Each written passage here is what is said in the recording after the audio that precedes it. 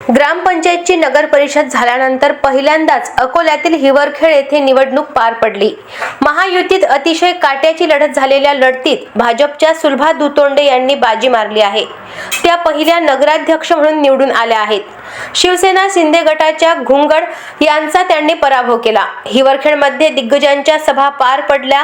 यामध्ये मुख्यमंत्री देवेंद्र फडणवीस यांनी ही सभा घेतली, तर उपमुख्यमंत्री एकनाथ शिंदे यांनी फोन करून सभा घेतली। ते प्रत्यक्ष येऊ शकले नाहीत, मात्र संपूर्ण जिल्ह्याचे लक्ष हिवरखेडकडे लागून होते। माझा विजय झाला त्याबद्दल मी जनतेला फार आभार मानते, कारण की त्यांच्यामुळेच मी आज विजय झालेली आहे। त्यांनी माझ्यावर विश्वास ठेवला, मी त्यांचं पूर्ण काम करेल एवढं मी जनतेला सांगू इच्छिते। माझ्या पुढे कोणतीच टक्कर नव्हती, मला माहीत होतं की मी येणार होतीच, म्हणून मी विजय झालेली आहे जनतेच्या बद्दलच।